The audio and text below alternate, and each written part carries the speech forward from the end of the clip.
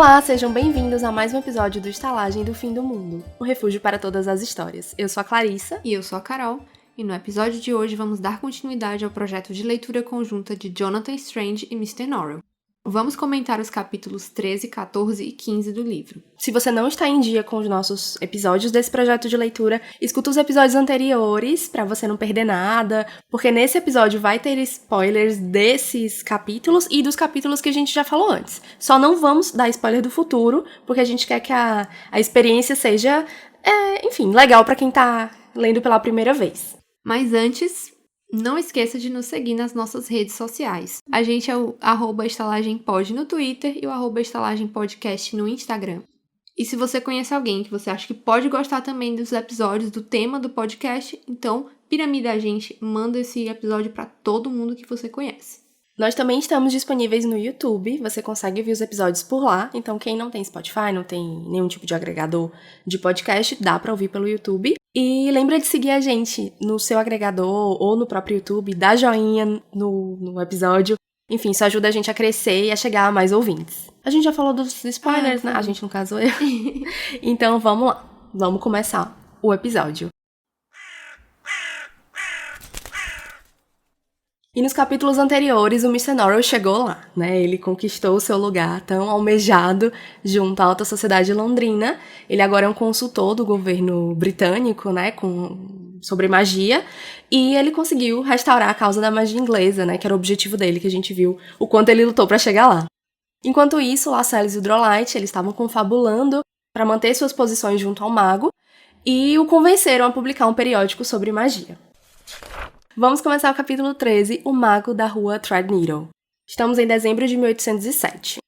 A gente já sabe, né, que o Mr. Norrell chegou lá, como eu falei antes, mas antes dele se consagrar como mago londrino, né, o mago do momento, já havia um outro mago bem conhecido nas ruas de Londres, né, ele se chamava Vínculos. Era um mago de rua, daqueles que o Mr. Norrell não aprova, mas que a sociedade britânica amava, enfim, se consultar com ele. Ele era basicamente um charlatão, mas tinha alguma coisa nele, um je ne sais quoi, enfim. Ele tinha uma certa autoconfiança que fazia com que as pessoas o valorizassem, mesmo que ele tivesse sido descoberto várias vezes nas suas falcatruas ele tinha presença, mágicas. Né? Exatamente.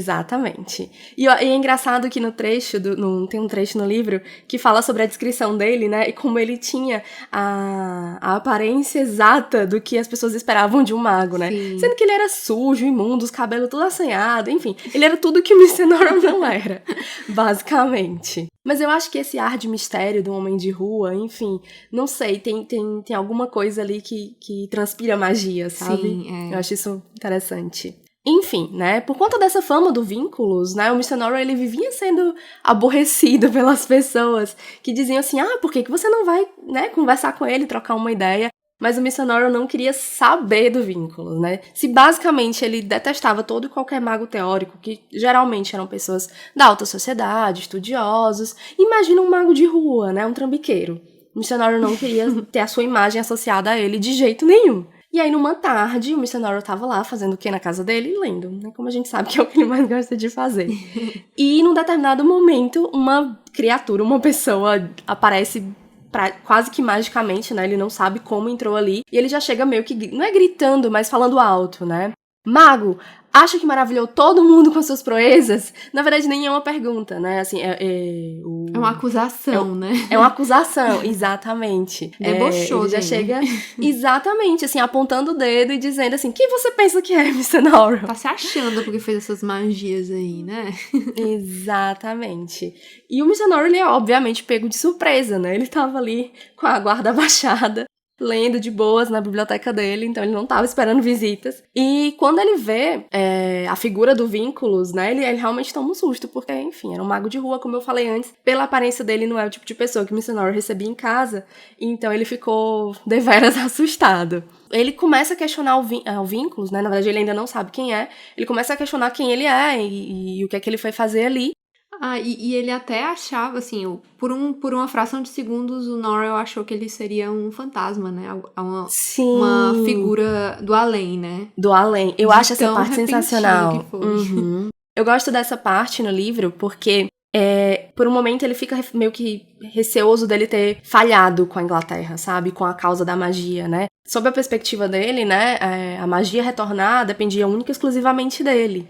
Então, ele, de certa forma, né, ele é uma pessoa tão morosa e a gente percebe isso lendo. Mas aqui a gente tem a certeza de que ele mesmo também sabe que ele demora demais pra tomar atitude. Então ele, será que eu não poderia ter feito tudo isso anos antes, né? Eu já tô preparado há muito tempo. E aí a gente vê que esse pensamento assombra ele, né? É muito legal como ela faz, porque é como se fosse um momento realmente que ele baixa a guarda e que ele pensa assim, eu falhei, né? Eu poderia ter feito isso antes, eu sei que eu era capaz de fazer isso antes, mas eu adiei demais, porque queria me preparar demais, né? Sim. E talvez não tenha vindo muito tarde, né?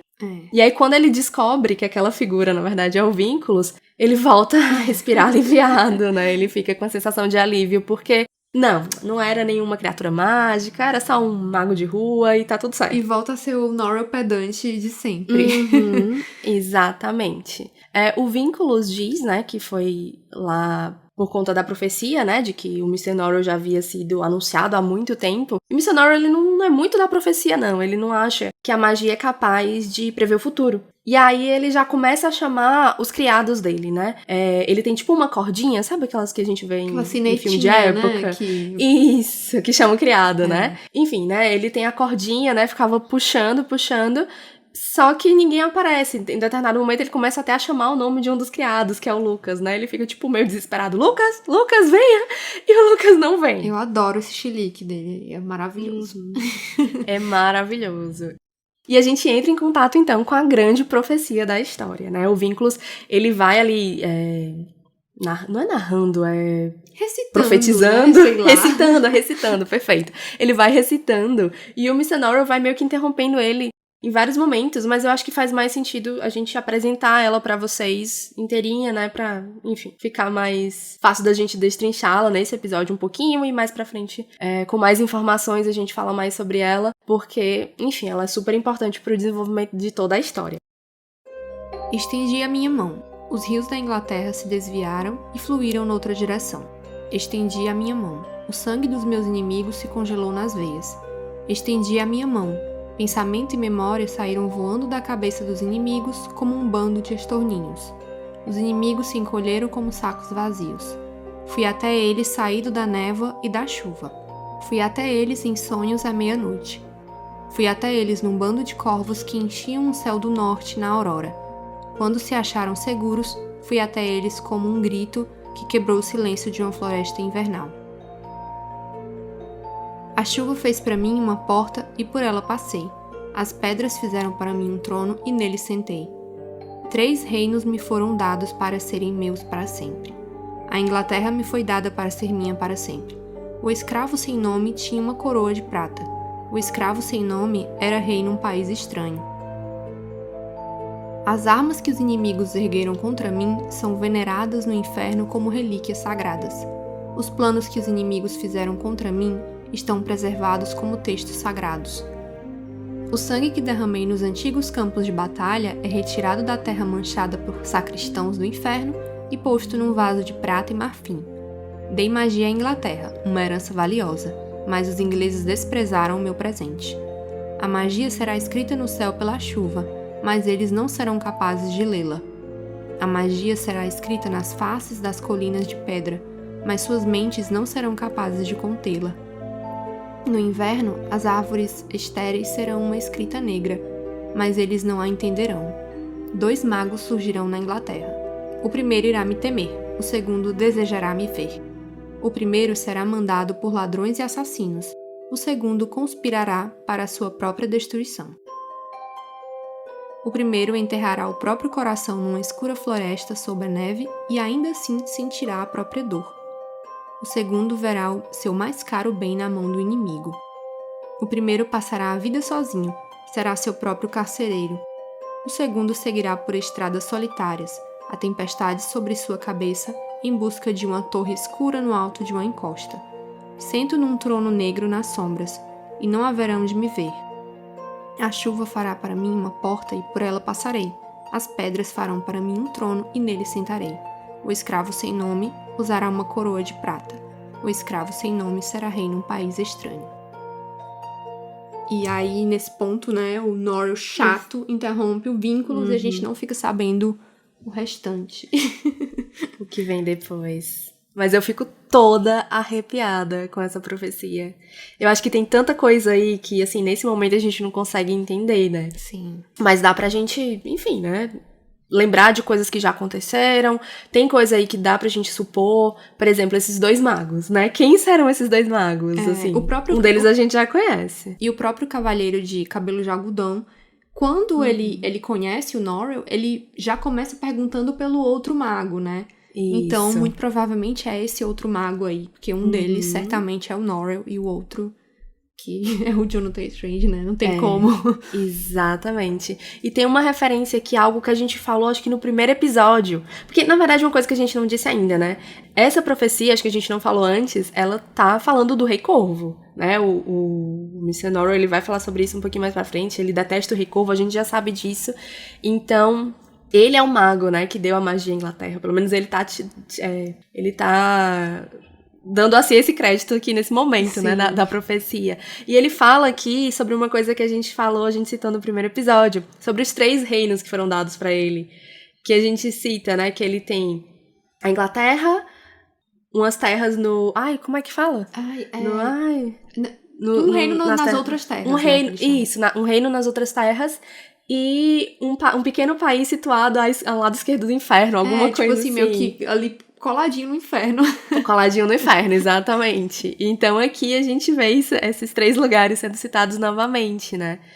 E a gente vê, enfim, cara, tem muita coisa aqui que eu acho interessante. Deixa eu voltar aqui pro começo só pra... a gente também vê aí, pelo tom dessa profecia, que o Rei Corvo tá meio bolado, né? Porque, assim, poxa, eu trouxe a magia pra Inglaterra, eu dei magia pra eles, e o que foi que eles fizeram com isso, né? Tipo assim, se a minha magia... Ele vai falando que a magia dele basicamente tá em todo lugar, né? Tá na natureza, tá nas pedras, nas árvores, nos rios, mas que as pessoas não conseguem ver, né? Que elas são incapazes de enxergar essa magia.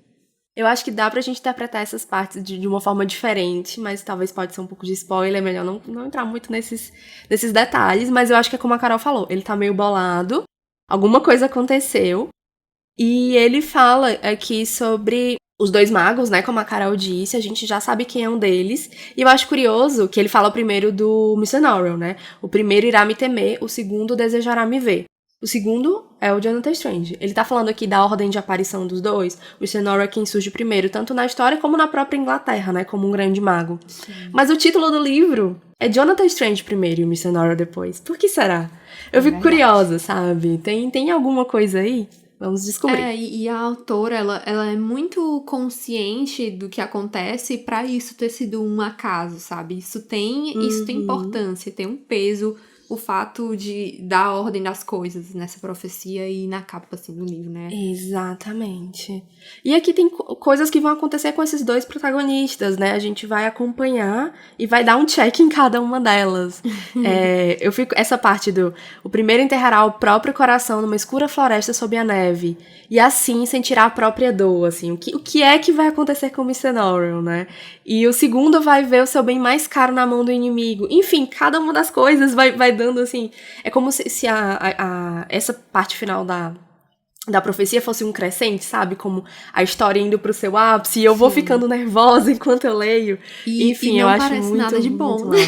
Não parece. Assim, só tristeza, destruição, dor, sofrimento aguardam os nossos personagens queridos. E quem é o escravo sem nome? O escravo sem nome será um rei num país estranho. Quem é o escravo sem nome? Gente, quando eu li isso pela primeira vez, eu fiquei muito louca, assim, de... Tipo... O que tá acontecendo aqui? Como é aquele meme? Como é que eu vim parar aqui? Eu só tenho 6 anos, estou muito confusa. Eu tava desse jeito. Mas realmente essa profecia é muito legal, né? E eu acho que a partir daqui tem um certo ponto de virada no livro, Sim. né? As coisas começam a ficar um pouco mais eletrizantes, né? E misteriosas.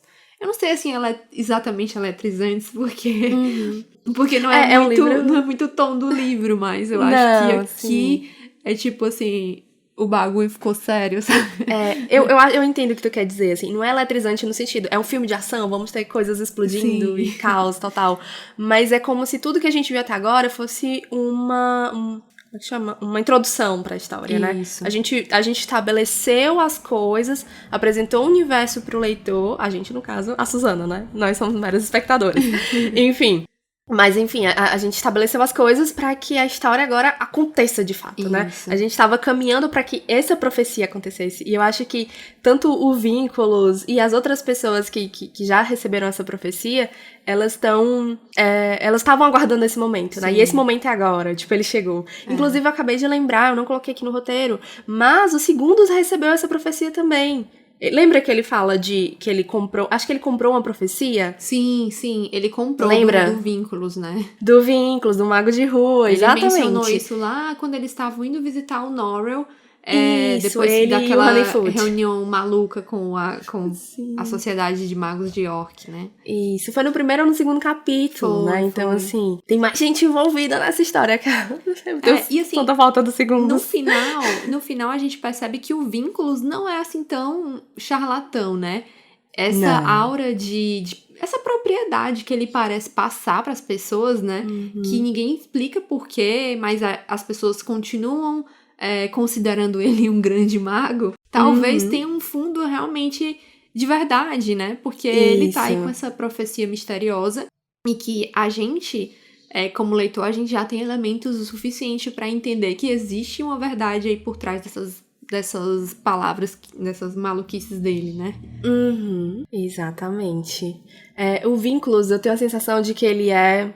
Eu não sei como explicar, tal. Eu ia fazer uma comparação com os Segundos, mas não acho que seja muito inteligente. Não é o que eu quero dizer, na verdade. Deixa eu reformular aqui.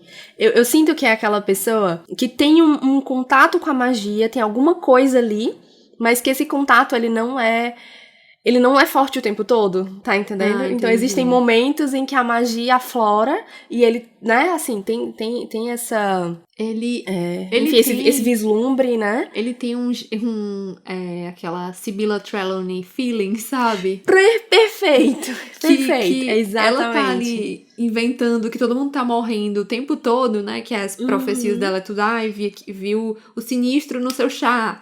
Mas de vez em quando ela meio que sintoniza na frequência certa. Na frequência certa. E coisas verdadeiras saem, né? Perfeito. É isso mesmo, era isso que eu queria dizer. Assim, uma hora ou outra a frequência tá certa, né? E aí ele realmente consegue acessar algo ali de extraordinário, né? E no restante do tempo ele tá só fazendo... inventando ali umas legal, coisas, né? Nesse capítulo, né? Não vamos falar muito sobre isso, mas assim, é bem legal a parte que mostra assim, como é que ele faz os trambiques dele, né? Sim. Eu amo a história do Rio, que ele entra em contato com o espírito do Rio Tamsa, né? É muito bom, muito bom. Enfim, vamos continuar, né? Essa parte da profecia, ela acaba levando um tempo mesmo, porque, enfim, a gente fica empolgada, mas acho que era importante a gente comentar esses trechos. Talvez pra explicar pra quem não tá ainda muito por dentro, tá lendo agora pela primeira vez, e pra a gente, enfim, criar aqui esse primeiro momento e trazer ela mais pra frente e dissecar outras partes dela, né, mais pra frente. E saber que a gente vai ficar voltando nisso. Isso. Daqui até o final da história, né? Vamos continuar, então, no capítulo, né? Enquanto o Vínculo estava proclamando a profecia, o missionário vai interrompendo várias vezes, fica gritando pelos empregados dele, porque ninguém vem socorrê-lo. Enfim, é um momento meio caótico, né? A gente organizou a profecia como um todo para trazer aqui para vocês, mas no livro ela vai sendo dita aos poucos, porque o missionário interrompe o tempo todo. Num determinado momento, ele tá ali olhando pro Vínculos e ele nota um sinal meio curvo de cor azul no pescoço do Vínculos, né? E ele acha aquilo meio curioso.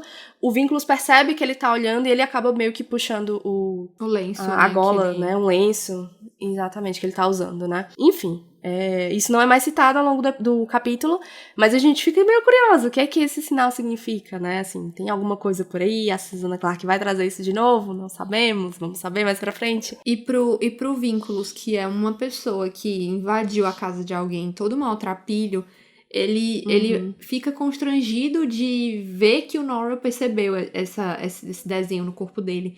Então a gente sabe que não é Não é uma tatu qualquer, né? Sim, exatamente. Tem um motivo, né, pra ele Isso. tentar disfarçar. E aí o Mr. Norrell grita diversas vezes pelos empregados, como eu falei, mas uma hora ele acaba sendo resgatado, né?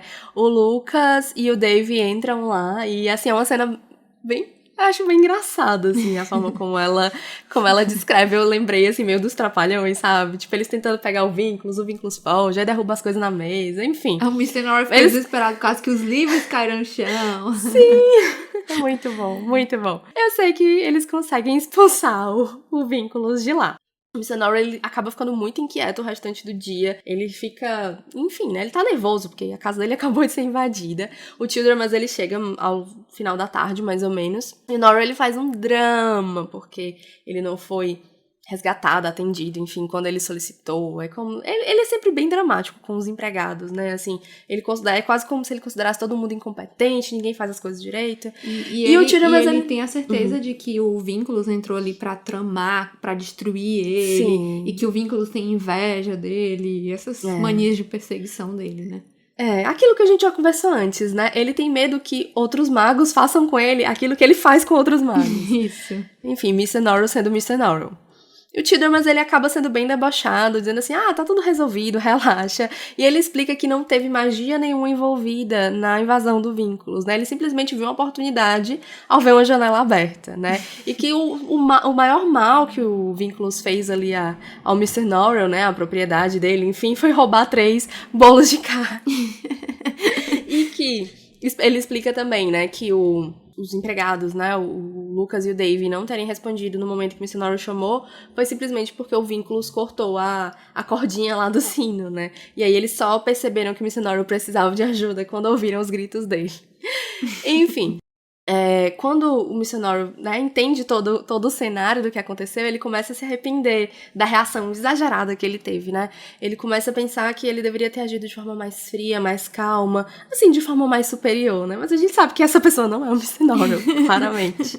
Quando o Mr. Norrell retorna pro livro que ele estava lendo antes de toda essa interrupção, que é A Linguagem das Aves, do Thomas Lanchester, ele se dá conta de que o livro, né, que era um dos favoritos dele, o autor, que era um dos que ele mais apreciava, estava se referindo naquele livro ao Recorvo.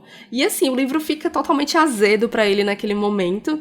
É um livro que ele apreciava tanto, ele viu que não era coisa tão boa assim, que o trecho é o seguinte: nada há na magia, exceto o desvairado pensamento da ave enquanto ela se lança no vazio. Não há criatura na Terra com tal potencial para a magia. Mesmo a mais insignificante delas pode voar deste mundo e chegar por acaso a outros mundos. Donde vem o vento que sopra em seu rosto, que agita as páginas de seu livro? Onde a magia irrefletida das pequenas criaturas selvagens encontra a magia do homem? Onde a linguagem do vento, da chuva e das árvores pode ser entendida, lá encontraremos o Rei Corvo. E aí, como eu falei, né, esse era um dos autores favoritos dele, um dos livros favoritos, mas a menção ao Rei Corvo acaba decepcionando ele totalmente. Ele, inclusive, termina o capítulo pedindo pro Portishead, né, que era o editor do periódico dele, que falasse mal, basicamente falasse mal do autor no próximo lançamento. Nossa, ele é um cancelador.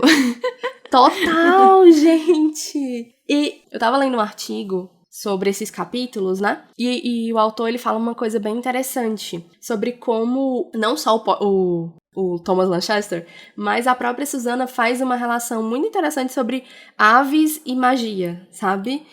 Esse trecho aqui, ele explica bem isso, mas o próprio Rei Corvo, né? Tem vários momentos em que ela faz associação entre pássaros, aves, enfim, e magos, e a própria descrição do Vínculos. Ela faz uma metáforazinha com alguma ave, que eu não lembro agora qual é. E eu achei isso interessante, era uma coisa que eu não tinha observado, mas fez todo sentido quando eu li isso, sabe? E o fato, assim, de que, de certa forma, reforça essa ideia de que a magia tá muito relacionada com a natureza, e principalmente com a natureza selvagem, né? Enquanto o Vínculos declama a profecia, o Mr. Norrell vai interrompendo e enchendo o saco, falando várias coisas, e ele comenta isso. Por que tem que ser ligado aos animais? então quer dizer que tem magia num leitão e tal. Ele fica meio que tentando debochar. Debochar, verdade. Eu adoro esse capítulo. Vamos pro capítulo 14, A Fazenda Desgosto. Aqui a gente já está em janeiro de 1808. Nesse capítulo, o Jonathan Strange finalmente aparece, né? Em carne e osso. E a gente esperou muito pra esse momento, Sim. Vamos combinar, né? O 14º capítulo, né? A gente primeiro é apresentado ao pai dele, o Lawrence Strange, que era um cara que tinha uma posição social boa, mas que tinha dívidas, né? E aí, o que foi que ele fez?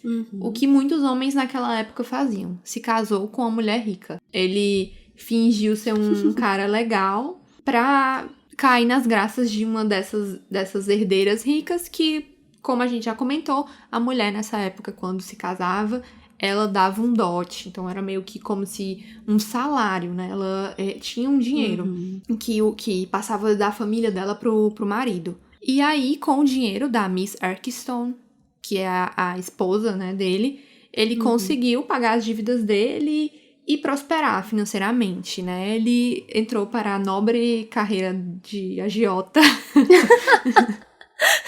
E ele, assim, ele era completamente boy lixo mesmo. Total. Disse pra esposa que a companhia dela era desagradável, que ele não gostava e não dava atenção a ela, nem ao filho.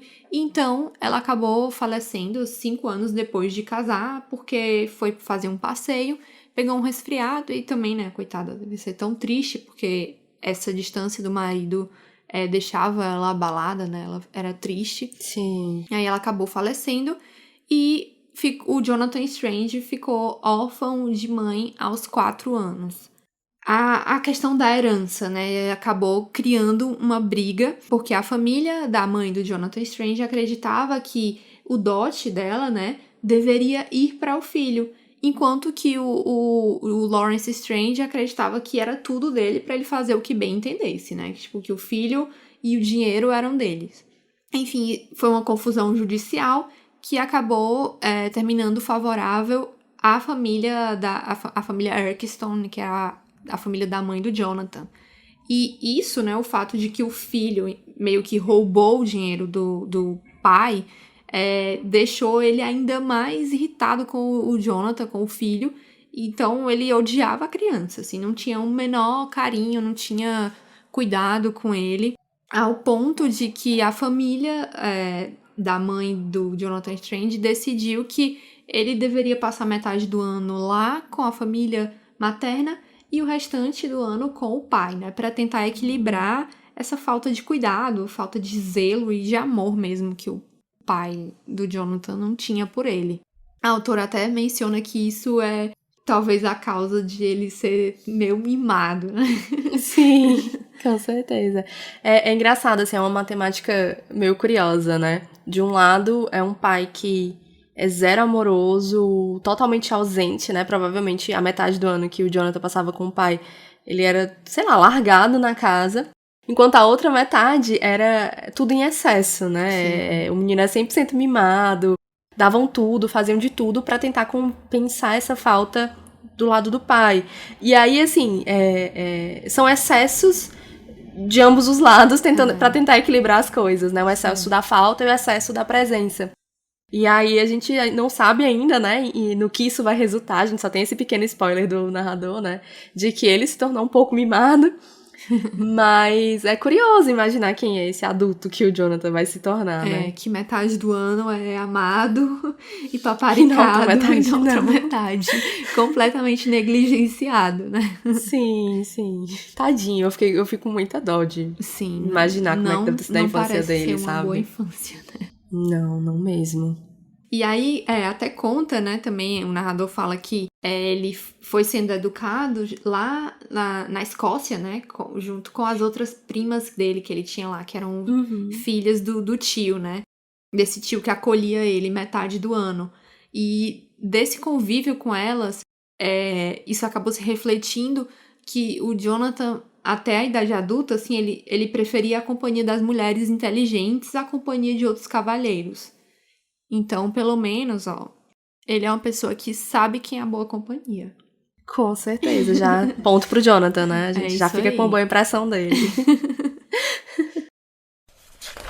Mais ou menos ali na mesma época em que o Vínculos fez a visita não autorizada ao Norrell, um novo criado foi admitido na casa dos Strange. Era um funcionário meio que complicado, né?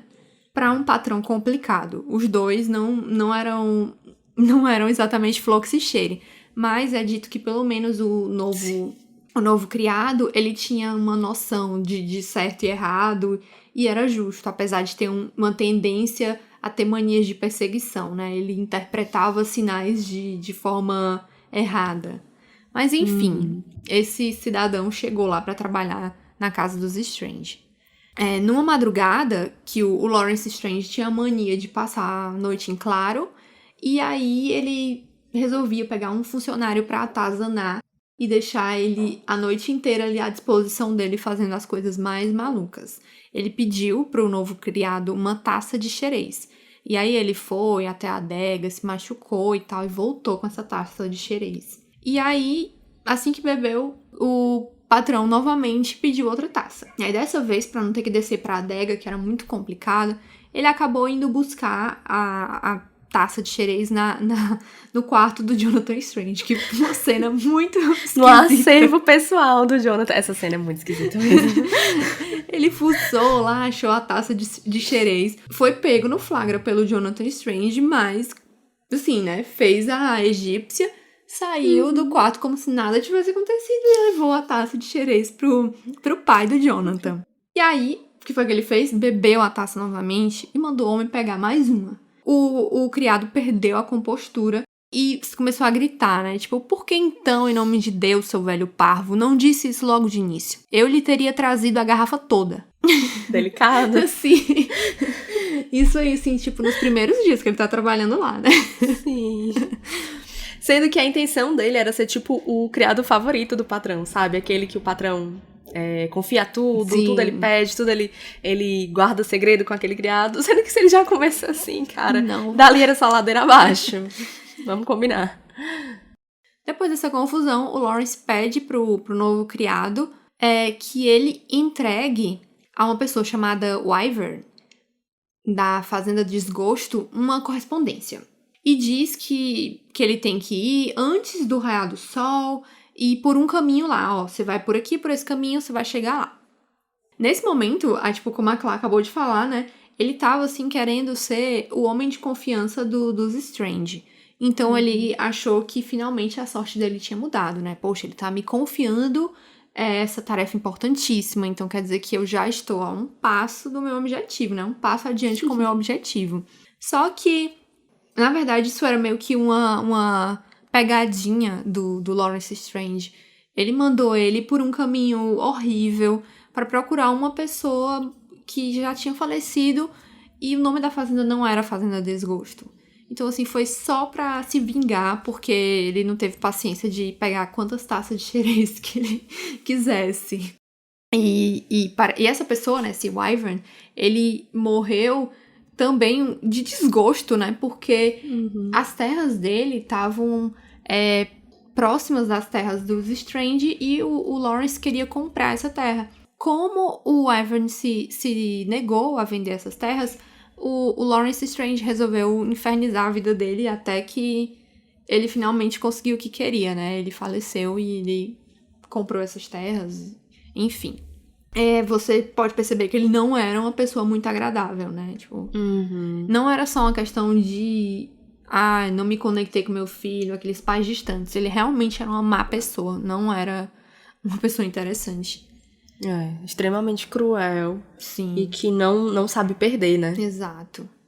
E então, né, acabou que por conta dessa aventura aí no meio da floresta de espinhos, o novo criado acabou pegando uma gripe e o Lawrence, né, com seus requintes de crueldade, começou a fazer 1000 exigências, querendo que esse criado fizesse 1000 coisas. O cara tava com febre, tava doente, e ele meio que pegou ele pra Cristo e você vai passar o dia inteiro aqui comigo, até de madrugada, que eu vou virar a noite aqui. E como ele tava com febre, o Lawrence ordenou que todas as janelas fossem abertas, estava muito frio. Ele fez isso pra torturar o homem que tava doente, né? Já tava com febre, já tava doente, né? Todos os criados estavam muito preocupados com que o criado não fosse sobreviver ao dia seguinte, né? Porque ele tava doente e ia passar a noite acordado pegando vento frio e tudo mais. Só que acabou que quem morreu foi o Lawrence, que já era um idoso. Enquanto que o criado era um homem jovem, né? Forte. Tava ali doente, mas não era uma pessoa debilitada, né? Então, acabou que ele morreu. Por conta da própria maldade dele, assim. Foi meio que tomou do próprio veneno, né? E é bem interessante porque, como ele não era uma pessoa muito benquista, acabou que a história se espalhou por todo o condado. E toda vez que ele contava a história, ele adicionava mais elementos heróicos à postura, né? Tipo, eu enfrentei o velho Lawrence, né? E a história foi tomando outros contornos. É muito engraçado, porque ele realmente vai aumentando muito à medida que conta. E ele sai como herói, sendo que, enfim, no fim das contas, o Lawrence foi vencido pela velhice, né? E pelo frio, não pelo criado. Enfim. E agora a gente vai pro capítulo 15, Como vai Lady Pole? Também se passa em janeiro de 1808. E a gente vai ver aqui como é que tá sendo a vida de casada da Lady Pole, né? Porque, não sei se vocês estavam lembrando dela depois de ter sido ressuscitada, mas todo mundo em Londres só se perguntava isso, como é que ela está, né? E todo mundo respondia a ela, vai bem, tá tudo bem e tal. Só que essa resposta estava 100% equivocada. Porque, na verdade, ela não estava bem. Ela estava muito bem, assim. Não sei se vocês lembram, né, que logo depois dela ter voltado à vida, ela tava com muita energia, ela saiu pra caminhar, deu 20 voltas na praça. Essa energia, ela não acabou, né, ela continua tendo uma disposição descomunal, assim. Acordou virada no 220, né? Sim, exatamente. Ela, quando ia pra um baile, né, ela dançava todas as músicas, ela saía de lá chateada, porque dizia assim, as outras pessoas não estão com nada. Eu tava só me aquecendo, e as outras pessoas mortas, cansadas, indo pra casa, e ela querendo passar o resto da noite dançando. Enfim, a Emma, né, ela passou a ser admirada por todos, né? Não só pela sua beleza, pelo fato do que aconteceu com ela, mas também pela sua visão política, pela sua inteligência, enfim. Em todos os aspectos ela era uma mulher incrível, né? E aí chegou um momento, então, que é um dos mais importantes na carreira de uma esposa, segundo o narrador. Né, ela vai organizar o seu primeiro jantar para convidados, né? É um evento social, enfim. Ele até fala que na sociedade londrina comer fora, né, visitar outras pessoas, esse tipo de jantar é muito comum. Então as pessoas, elas têm um nível de expectativa muito alto. E aí, por mais que você ache assim, gente, é um jantar e tal, pode ser algo simples, mas um jantar que envolve, vamos lá, 50 pratos, não é nada fácil, sabe? Não é nada fácil de se executar. Então, eram inúmeras dificuldades entre escolher a louça, harmonizar o prato com o vinho, enfim, pensar na música, pensar na decoração, pensar onde cada um dos convidados ia sentar. Ela ainda tinha que lidar com outro problema. Agora a gente vai chegar aqui em Downton Abbey, né? Que havia uma crise no andar de baixo da casa dela entre os criados. Metade dos criados dela havia sido contratado em Londres e a outra metade ela trouxe de uma propriedade da família dela, né? Eram pessoas que viviam no campo, enfim, que tinham toda uma outra estrutura social. E essa diferença entre eles, entre os criados, era muito grande, né? Da forma de se comportar, a forma de falar. Os criados do interior, eles tinham um sotaque, enfim, tinham expressões diferentes, né? E os criados londrinos, assim, pegaram eles pra Cristo e não perdoavam nada, assim, que fizeram várias pegadinhas, várias situações difíceis, assim, pra colocá-los, enfim, né, numa situação, né? Em apuros, isso, exatamente. Achei eles muito bullies, viu? Não gostei. Eu não gostei também, não gostei. Eu lembrei muito de Downton Abbey, né, assim, enquanto eu lia, porque é o tipo de rixa que a gente vê na série, né? Sim. Eu amo Downton Abbey, gente. Também. Ai, saudades. Enfim, Então, se você quer entender um pouco dessa dinâmica, assista a série Downton Abbey, é sensacional. Enfim, né, nessa situação, como os criados do interior, eles eram muito próximos da Emma, porque, enfim, já tinham mais relação com ela, né, vieram da propriedade onde ela vivia antes. Mas eu não sei se ela vivia lá, mas, enfim, era uma propriedade da família dela, é até né? dito que, que esses criados do interior tinham uma relação muito mais próxima dos patrões, então tinha aquela camaradagem de chegar e perguntar como vai, e o patrão dizer, ai, como é que vai aquela sua tia que tropeçou e tal, assim. É uma dinâmica mais como é que se diz? Mais possível, né, Sim, naquele cenário de interiorano, é uma né? relação mais próxima, assim, como se de pessoa pra pessoa. Enquanto que em Londres parecia que é tipo pessoa-objeto. Aqueles criados não falavam, não emitiam opinião, não perguntavam sobre a vida de ninguém, só estavam ali pra servir e caladinho. É cumprir a sua função de forma perfeita, entrar e sair sem ser visto. É bem diferente, né? E aí, como esses criados do interior, eles tinham uma relação mais próxima com a Emma, eles foram conversar com ela, explicar a situação toda, e ela fica angustiada sem saber o que fazer, e conversa com o marido, né, com o Sir Walter, pra, enfim, pedir uma orientação, como intervir numa situação como essa. E ele diz assim, olha, não se meta, deixa que o Stephen Black resolve. Ele era o mordomo do Sir Walter, assim, era o empregado de maior confiança dele. Os dois tinham uma relação ótima, e ele confiava tudo, né, a casa toda ao Stephen Black. Ele era, por curiosidade, um homem negro, né? Eu acho que é o segundo personagem negro que aparece na história. O primeiro, ele aparece num momento muito X, lá no Porto de Brest. A gente acho que nem citou no episódio passado, mas enfim, deixamos esse personagem curioso pra vocês lerem, sem nenhum spoiler antes, enfim. Mas esse é o segundo, se eu não tô enganada, né, Carol? Teve algum outro antes? Acho que é o segundo. Acho que não. Acho que é só isso enfim. mesmo. E todo o cenário em que ele se encontra, né, o Stephen Black, é curioso, porque chegar a mordomo, chegar a um lugar de tanta confiança dentro de uma casa não era comum a pessoas negras, né, naquela época. Geralmente os negros, infelizmente, eles ficavam nos cargos mais baixos, né, eles eram os empregados menos valorizados da casa.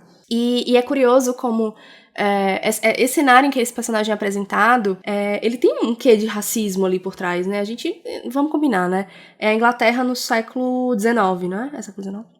Eu sempre é 1800, século XIX. É a Inglaterra do século XIX. Obviamente, todo mundo era racista, né?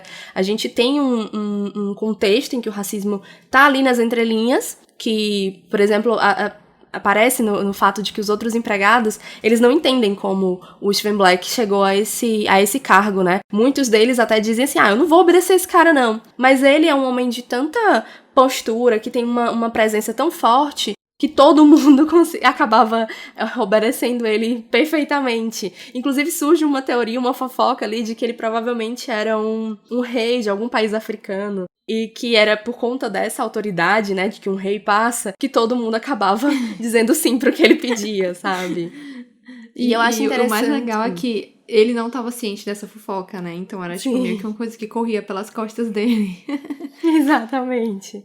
E eu acho curioso como, assim, o racismo tá ali, né? A gente sabe, num cenário como esse não tem como não existir, mas a autora, ela poderia ter feito uma história em que não existia personagem negro, o racismo não existe, só que não, né? Isso não seria factível, apesar de ser uma história sobre magia. Mas enfim, ela acontece na nossa realidade, né? Então, coisas reais teriam que estar presentes naquela história. E eu achei esse exemplo muito interessante sobre como você tem ali um personagem negro num cenário em que o racismo existe, mas que o personagem, ele não tá vivendo uma situação de racismo especificamente, entendeu? Existe uma outra história, uma outra trama, o que é super refrescante de se ler, apesar dele não ser um dos protagonistas, é só um personagem que tá ali num segundo plano, né? Mas que, enfim, é uma história cheia de gente, né? Então por que não você ter um personagem negro que não tá vivendo racismo, tá entendendo? E que a história dele não é pautada nisso, né?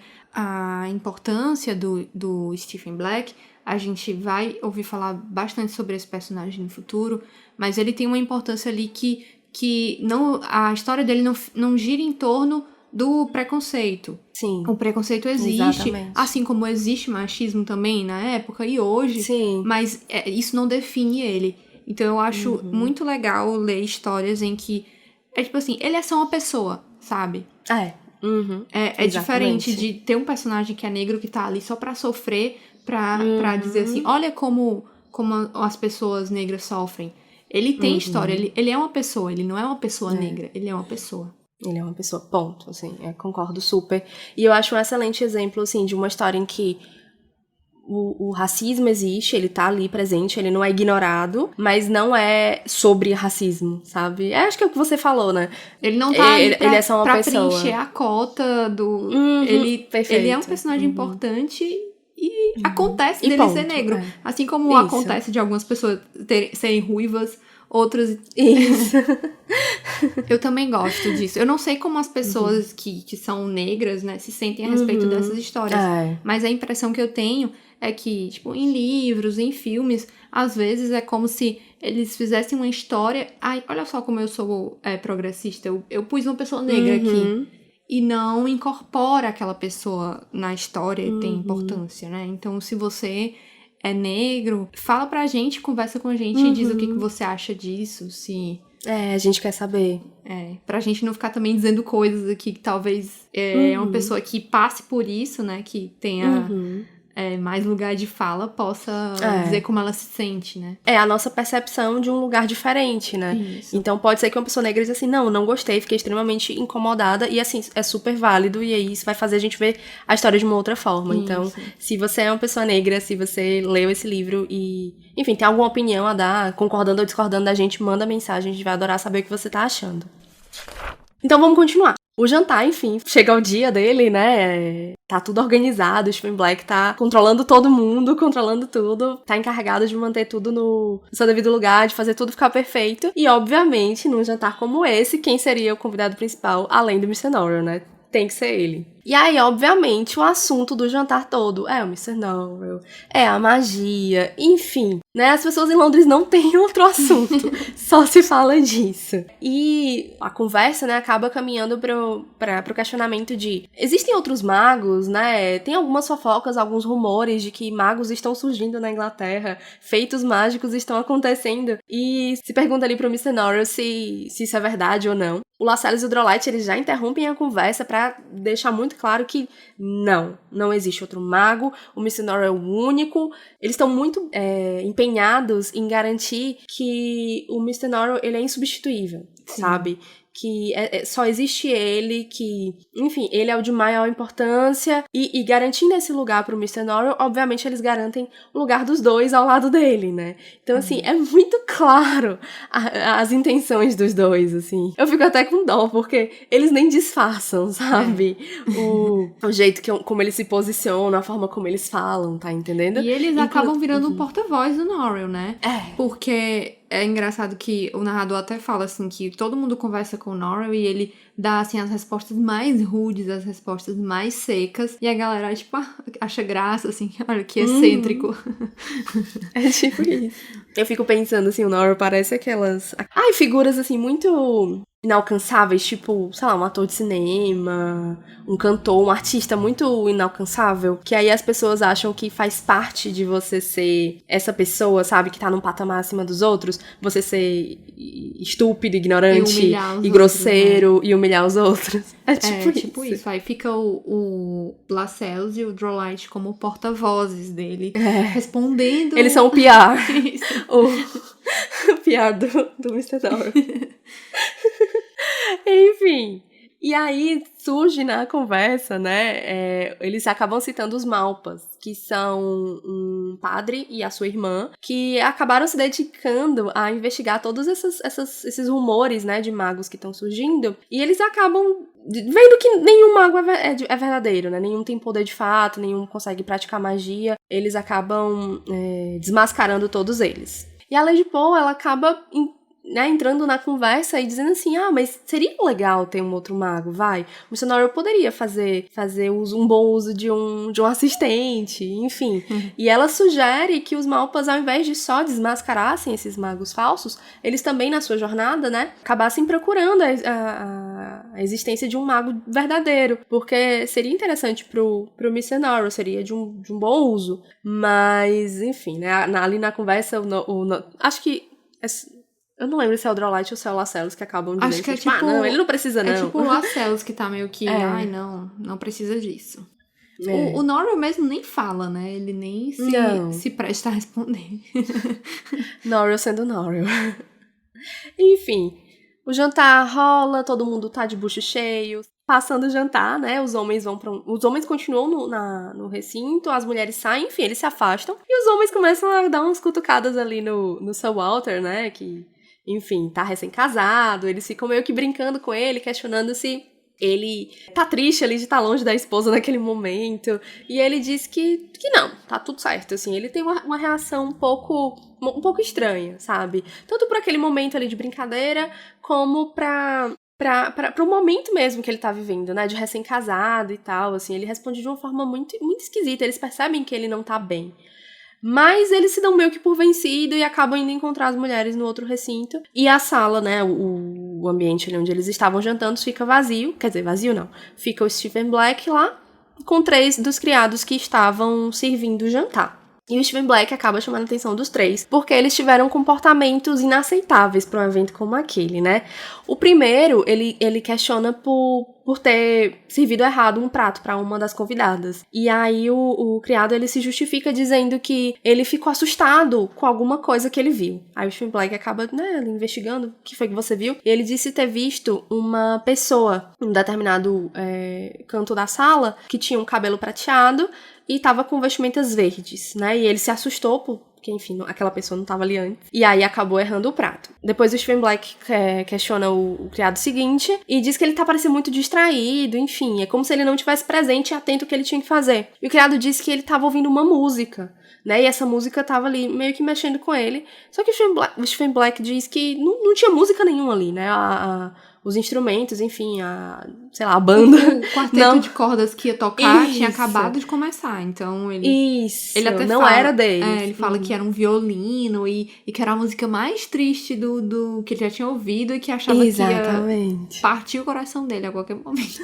É muito... Coitado. É um pouco, assim, o jeito desses funcionários. Fiquei com pena deles. Eu acho também. Eles devem ser os funcionários do interior. É verdade. E o último, ele tava também distraído, né? E ficou o tempo todo indo na janela, ficar meio que olhando como se tivesse alguma coisa ali fora chamando a atenção. Isso também não era um comportamento aceitável, né? Pra um evento como aqueles.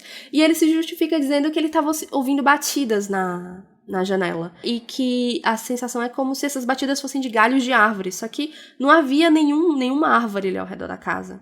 Lembrando que eles estão no centro de Londres, né? E a sensação que ele tinha é como se árvores tivessem crescido ao redor da casa, como se elas estivessem engolindo a casa enquanto o jantar acontecia.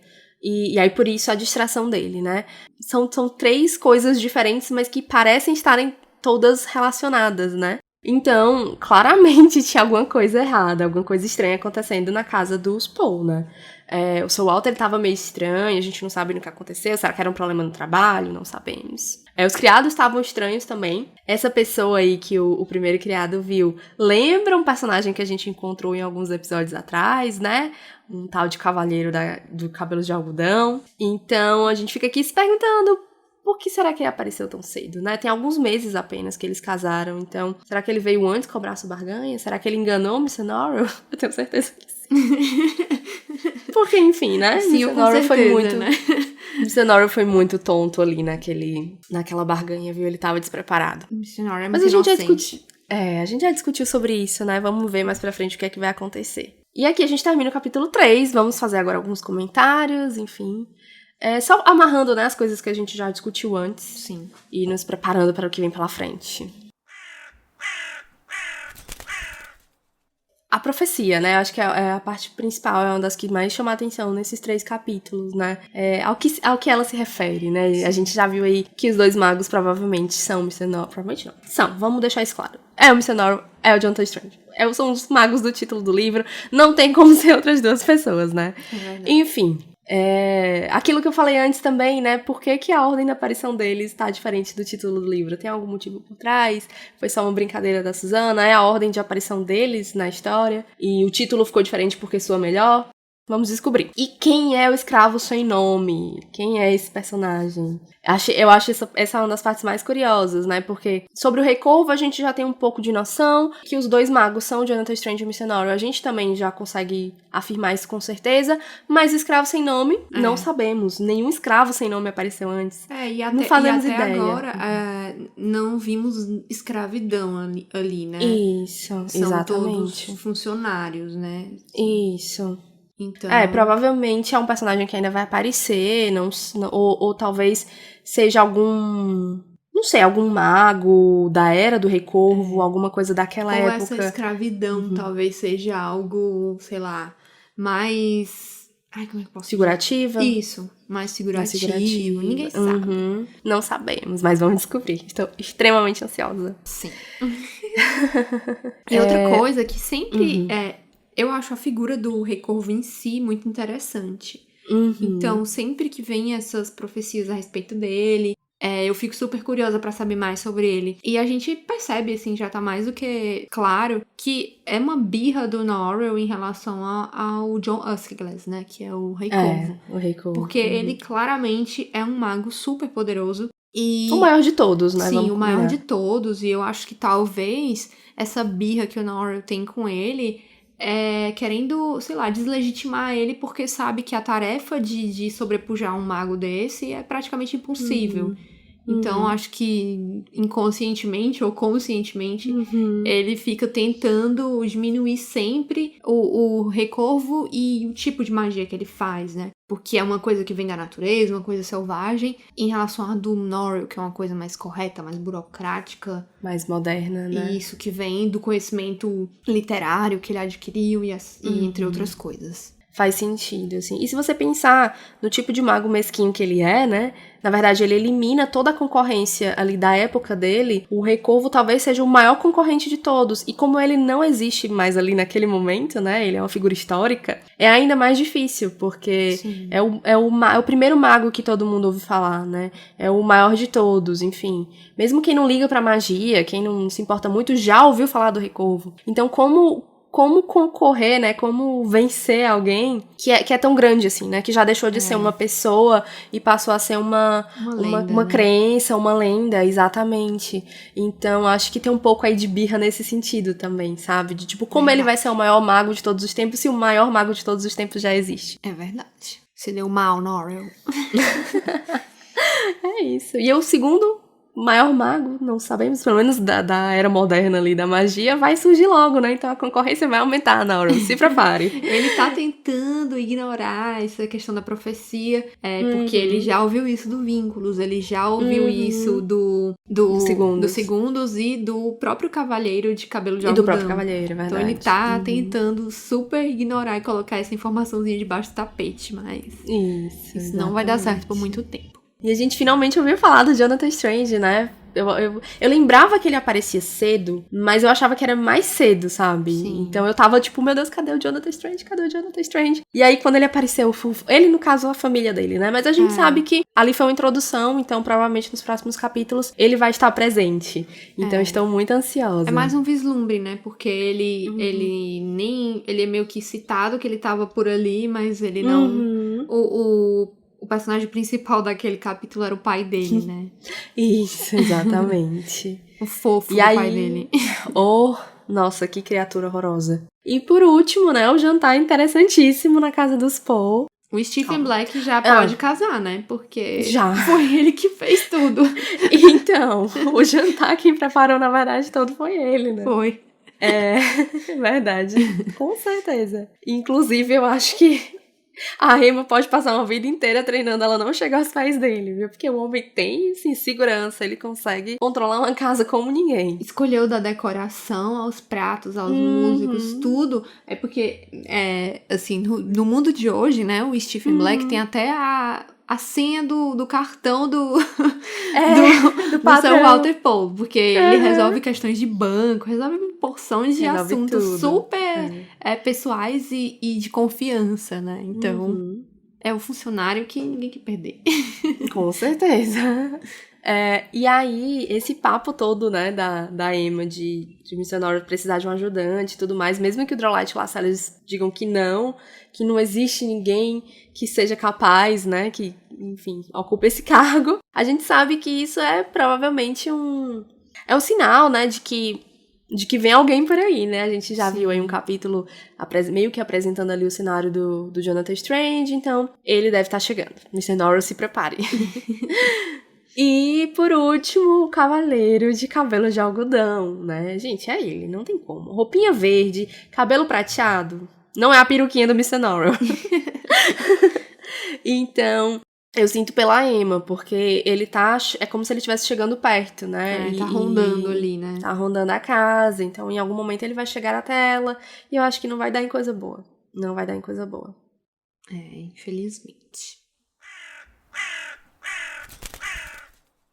E sobre a série, a gente tá no segundo episódio ainda. Tem a cena do pai do Jonathan, é no primeiro, mas é super rápido, né? Eles resumem muito a história. Na série, a profecia toda não é dada ao Norrell. É uma cena completamente diferente.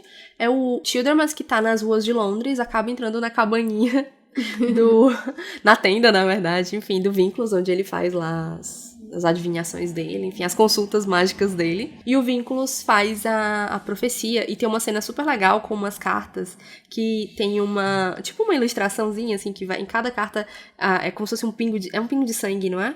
É de tinta, não? É de tinta? Não lembro agora. Preto, enfim. não? É preto. Eu acho que é de tinta. Enfim, o pingo ele vai crescendo e vai virando um corvo, assim. Em cada carta o pingo vai aumentando. É super legal. Essa cena no primeiro episódio, na verdade, é quando logo que eles chegam em Londres, é como se a gente ainda estivesse ali no capítulo 4 ou 5, e isso acontece. A história do Jonathan Strange, como eu falei, é super cortada, a gente tá com foco nele, na verdade. E aí aquela cena em que o criado tá doente e o pai dele manda abrir as janelas, o Jonathan ele tá presente e ele tenta ajudar o criado, mas o pai dele é essa pessoa insuportável que a gente falou pra vocês, e o Jonathan ele não consegue muito bem confrontar o pai. Eles têm um problema ali de relacionamento, né? Que faz todo sentido quando você vê o tipo de pai que ele é e o tipo de infância que o Jonathan teve. Enfim, e aí acaba tudo acontecendo da mesma forma, né? O pai dele morrendo após essa noite de friaca.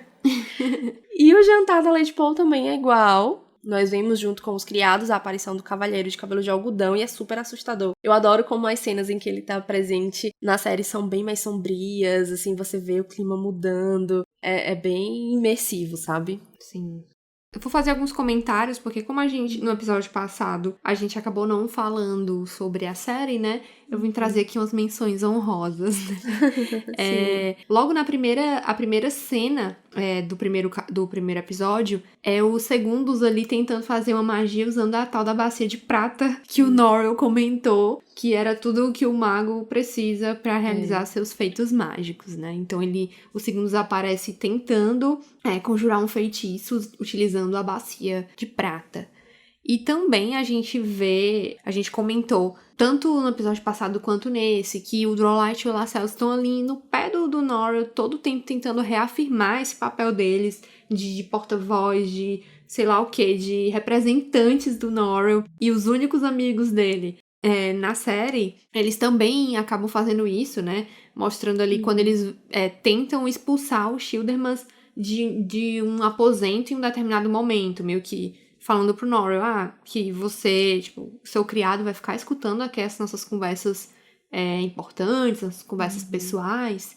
E pelo menos na série, o Norrell acaba tendo um pingo de juízo e ele não expulsa, né, o Childermas, porque o Childermas é o procurador dele, então, de uma forma ou de outra, o Childermas sabe de tudo sobre a vida do Norrell. Ele realmente, poucas coisas não passam pelas mãos do Childermas, né? E imagina o perigo de ter uma pessoa que é tão próxima, assim, que sabe tanto sobre você, talvez trabalhando pro seu inimigo, sabe? Sim. Então o Noro não pode abrir mão de um Não. funcionário como ele. É perigoso demais. Uma última menção aqui ao ator Arion Bakare, eu não sei se é assim que se pronuncia, mas belíssimo nome dele, que é o que faz o Stephen Black. Eu tô falando aqui porque, enfim, né, ele é realmente a personificação do Stephen Black. Ele tem aquela aura de sei lá, de realeza mesmo, assim, de quem vai ser obedecido, de quem não vai ser questionado. Ele é o mesmo ator que faz o Lorde Boreal no His Dark Materials. E lá ele também tem esse papel de um cara, assim, importante e que impõe suas vontades, né? Só que de uma maneira completamente oposta, porque o Lorde Boreal Sim, não presta. é horroroso. Mas enfim, achei legal trazer essa curiosidade. Eu não conhecia ele, né? Mas às vezes a gente tem a impressão de que quando a gente assiste um filme com um determinado ator, ele começa a aparecer em todos que a gente assiste. Eu tenho essa sensação também. Mas enfim, ele é demais. Ele é maravilhoso, nossa. E eu acho que todo personagem dele vai ter essa aura, porque pra mim parece que é do ator, tá entendendo? É verdade. Ele não conseguia fazer uma pessoa meio sem graça. Eu ele acho sempre vai ser assim. que talvez ele tenha, se a gente for procurar, é provável que ele tenha alguma coisa do teatro. Porque eu sinto que também. isso é muito postura, sabe? De quem trabalha com teatro. Com certeza. Ai, já tô imaginando ele no West End fazendo musical, já. Já está escalando ele, né? Sim. Vamos começar agora o quadro Críticas e Sugestões. Eu amei esse nome. Pra mim, né, essa semana eu tô vendo... Eu vi, assim, maratonei em uma semana o Mare of Easttown, que é uma série que tá concorrendo a todos os Emmys possíveis da... Ai, quero muito ver. É da HBO. Todo mundo já assistiu essa série, assim, eu senti que eu era a última pessoa Eu sou vendo. a última. Tu é a última, então, eu era a penúltima. Enfim, mas é sensacional. Gente, Kate Winslet, mulher, deixa eu te amar. Que mulher perfeita, que atuação, assim, deliciosa. Parece ser só mais uma série de crimes, mas eu sinto que não é, assim, os crimes não são o foco, sabe? A investigação não é o foco da história. Eles são só um modo de você mostrar a vida daquelas pessoas, daquela cidade pequena, e principalmente trabalhar questões da personagem principal, da Mare, né, que é uma detetive, e a história vai mostrando toda a evolução dela, enfim, ela lidando com problemas familiares, problemas pessoais, eu não vou dar spoiler, mas assim, é de uma beleza, é um texto, assim, primoroso, eu amei, assim, sabe? O final tem plot twist, tem reviravolta, mas eu não acho que é uma série sobre crime, sabe? Não vai esperando ver... CSI. CSI, pronto, perfeito, CSI. Não é CSI. É sobre os personagens, sobre as relações deles. Enfim, é lenta, é aquela... Vai cozinhada em fogo baixo, mas assim, belíssima, amei, merece todos os Emmys do mundo, inclusive o meu. Emmy da Clarissa. Olha, eu acho que o meu Emmy é o que mais importa, porque assim, Com né? certeza. Não ligo pro meu, Oscar, né? Não ligo, tipo, o que é o Oscar? Ninguém é mais tem. monte de velho branco dizendo... Exatamente. Então, o Carol Awards é muito mais importante. Porque sou eu mesmo indicando pra mim mesmo. Não tem como dar errado. E agora para os nossos ouvintes, né? Que com certeza vão apreciar, porque eles sabem que a gente gosta de coisa boa. Mas eles podem ter os próprios prêmios deles. Aí depois eles Todo avisam mundo tem a o seu gente. prêmio, né? Eles podem avisar a gente se ganhou também o prêmio deles, né? O Clarissa Awards, o Carol Awards. É verdade. Exatamente. E eu tenho mais uma dica. Quem ouviu o episódio 13 já viu que eu sou louca obcecada por musicais, né? Então, tem uma série nova da Apple TV Plus, que quando esse episódio sair, ela já deve estar concluída. Vai ter 6 episódios, ou 7 no máximo, que o nome é Schmigdon, que é, assim, o meu sonho, o pior pesadelo do meu marido. Que é o quê? É um casal, eles são namorados, né? Eles estão ali num momento de crise no relacionamento. Eles resolvem fazer uma trilha, uma coisa meio que pra se reconectar, é algo realmente focado em casais que estão com problema no relacionamento. E eles acabam chegando numa cidade que parece, assim, parece uma cidade fake, assim, eles acham que eles estão numa atração turística quando eles chegam lá. Só que quando eles tentam sair, eles não conseguem. Por quê? Essa cidade é uma cidade musical. É como se fosse um musical, um filme estilo Noviça Rebelde, sabe? Carrossel, enfim, esses filmes que são meio Old Broadway, tá entendendo? Assim, histórias ali da década de 30, 40, que tudo é muito exagerado, que as pessoas cantam e dançam e todo mundo é muito feliz e é perfeito. E a mulher fica extremamente feliz porque ela ama musicais. E o homem tá tipo, meu Deus, que pesadelo, eu só preciso sair daqui. E como é que eles saem, né, já que eles estão presos? Eles precisam atravessar a ponte que leva à cidade, só que agora voltando, com o amor da vida deles. E o casal tenta fazer isso. Só que eles não conseguem sair. O que significa que eles não são o amor da vida um do outro. Isso tá no trailer, tá, gente? E aí a questão agora é, eles terem que lidar com isso, né? O homem parece que, tipo, beleza, vou procurar o meu amor então, aqui nessa cidade. E a mulher, ela tá em luto com o fim do relacionamento, né? E aí a série vai trabalhando essas questões dos dois, vai fazendo muitas piadas com o musical, é perfeito. Tem uma música em que um personagem se declara gay, só que ele tá falando gay como a palavra original significava, né? Que é uma pessoa feliz e alegre. E aí ele diz que ele é muito gay. Só que ele é gay de fato, mas ele não está se assumindo como gay. E é sensacional, assim, o subtexto é perfeito. Sério, se você gosta de musical ou se você não gosta, assista porque é muito divertido. E ela é curtinha, é 20 minutinhos, então dá pra maratonar rápido. Ai, ótimo. Me empolguei, gente, desculpa. Série pequena é tudo de bom. Ai, agora eu vou dar uma dica. Minha dica é um filme que tá no Festival do Rio. É um filme Festival de chinês cinema, né? chamado Dias Melhores. É um filme de 2019 e ele é muito bom. Ele conta a história de uma menina chamada Niam. Ela sofre bullying na escola, sabe? Por conta de uma situação que aconteceu na escola dela, ela passa a sofrer bullying. E não é qualquer bullying, é tipo bullying muito pesado. Nossa. E a situação dela, num panorama geral, já é bem complicada, porque a mãe dela trabalha com coisa contrabandeada, então é cheio de gente batendo lá pra cobrar dívidas. Enfim, ela é uma pessoa pobre e ela conseguiu uma bolsa pra estudar numa escola prestigiada. E toda essa situação de bullying, a mãe que tem problemas com gente que ela tá devendo e que tem um trabalho que, de certa forma, é perigoso, ela pode ser presa a qualquer momento por causa disso, tudo isso se passa enquanto ela se prepara pro vestibular dela lá. Então, ela acaba, um dia, ela conhece um cara, assim, de rua, um garoto de rua que tava tomando uma surra e ela, de certa forma, ajuda ele. E aí, a partir disso, eles criam essa amizade improvável. É muito legal, sabe, ver essa relação dos dois, como que vai sendo construída essa amizade e a confiança, assim, que aos poucos eles vão depositando um no outro. E apesar de ser um filme... É um tema pesado, sabe? E as violências que ela sofre não é pouca... Não é bobagem, não é tipo... Ai, sei lá... Que nem Todo Mundo Odeia o Chris, que o Caruso derruba o caderno do Chris, sabe? É violência mesmo. Mas o filme tem uma coisa meio poética, sabe? De como ele passa isso e vai mostrando como essas duas pessoas tão diferentes se conectam e vão ficando cada vez mais importantes e ali na vida um do outro, que é legal de assistir, é bonito, sabe? Eu indico muito esse filme, se você puder, assista. Eu não vou falar muita coisa porque eu acho que acaba perdendo, mas assistam esse filme, depois vocês me contam. Eu achei muito bonito e eu tenho cada vez mais apreciado a forma diferente que filmes, tanto chineses quanto japoneses, quanto até coreanos, eu sei que são coisas bem diferentes, mas eles têm um ritmo diferente, um jeito diferente de passar a história, sabe? Isso, é uma estrutura narrativa completamente diferente, né? Eu fiquei encantada com esse filme, gostei muito. E eu, assim, ultimamente eu tava evitando assistir esses filmes mais com temas pesados, porque eu tava muito desgraçada da cabeça. Eu sei.